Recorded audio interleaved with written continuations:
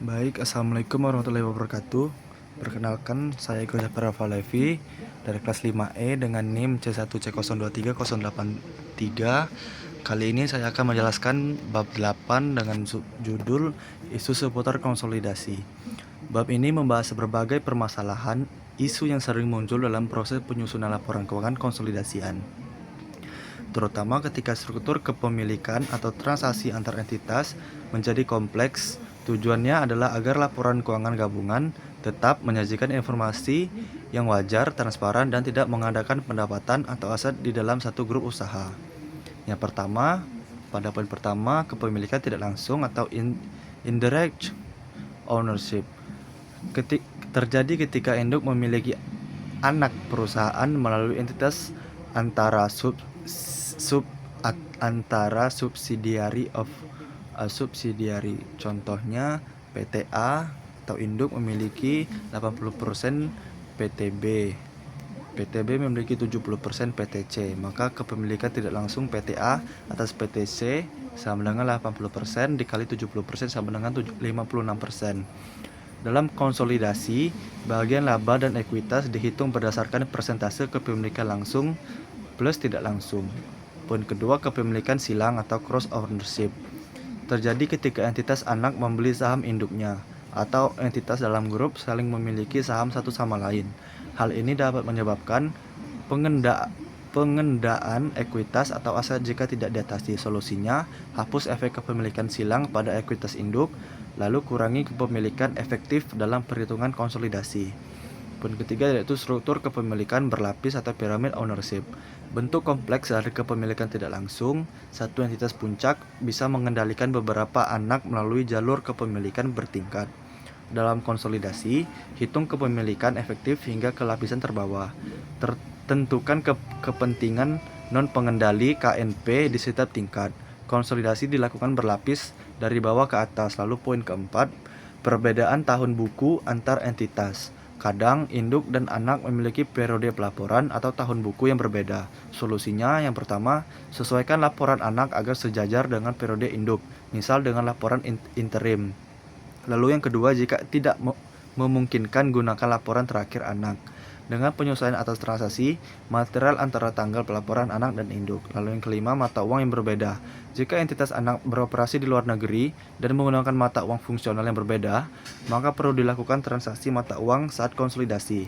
Langkah utama yaitu aset liabilitas diterjemahkan menggunakan kurs penutupan. Lalu yang kedua, pendapatan dan beban diterjemahkan dengan kurs rata-rata. Lalu yang ketiga, selisih transaksi dicatat sebagai komponen ekuitas atau selisih kurs dengan penjabaran laporan keuangan. Lalu yang keenam, goodwill dan penurunan nilainya. Goodwill muncul ketika harga perolehan investasi induk lebih tinggi dari nilai wajar aset bersih anak. Goodwill tidak disusutkan, tetapi harus diuji penurunannya nilainya setiap tahun. Jika nilai tercatat goodwill lebih besar dari nilai terpulihkan, maka selisihnya diakui sebagai kerugian penurunan nilai dalam laporan laba rugi konsolidasian. Lalu yang ketujuh, investasi pada entitas asosiasi. Jika induk tidak tetapi memiliki pengaruh signifikan, umumnya 20-50% saham, maka digunakan metode ekuitas dalam konsolidasi penuh. Dalam metode ekuitas, investasi awal dicatat sebesar harga perolehan. Selanjutnya, disesuaikan dengan bagian laba atau rugi dari entitas asosiasi. Lalu yang kedelapan, perubahan kepemilikan. Terjadi ketika induk menambahkan atau mengurangi kepemilikannya di anak perusahaan. Jika kepemilikan tetap mempertahankan kendali, maka transaksi dianggap sebagai transaksi ekuitas, bukan lagi laba atau rugi. Jika kendali hilang menjadi di bawah 5%, maka anak perusahaan tidak lagi dikonsolidasi. Investasi yang tersisa diakui sebagai aset keuangan atau investasi pada entitas asosiasi. Yang kesembilan, penghapusan atau eliminasi ganda. Dalam struktur berlapis terkadang transaksi internal bisa tereliminasi dua kali jika tidak hati-hati. Akibatnya laporan bisa salah menyajikan nilai laba rugi. Diperlukan pengendalian prosedur konsolidasi yang ketat dengan identifikasi hubungan antar entitas yang jelas. Lalu yang ke-10, pengungkapan tambahan. Laporan keuangan konsolidasi harus menjelaskan hubungan antar entitas, termasuk persentase kepemilikan langsung dan tidak langsung. Metode konsolidasi yang digunakan antara lain nilai goodwill dan hasil uji penurunan nilai, lalu selisih kurs penjabaran, lalu yang terakhir perubahan kepemilikan selama periode kepelaporan. Lalu kesimpulannya pada bab ini adalah yang pertama, konsolidasi menghadapi berbagai isu teknis dan struktural seperti kepemilikan tidak langsung, silang, atau perbedaan mata uang. Lalu yang kedua, setiap masalah harus diselesaikan agar laporan gabungan tetap akurat dan tidak mengenakan aset, pendapatan, atau ekuitas. Lalu yang ketiga, prinsip utama, hanya tampilan hubungan dengan pihak eksternal, hilangkan semua transaksi internal antar entitas dalam grup.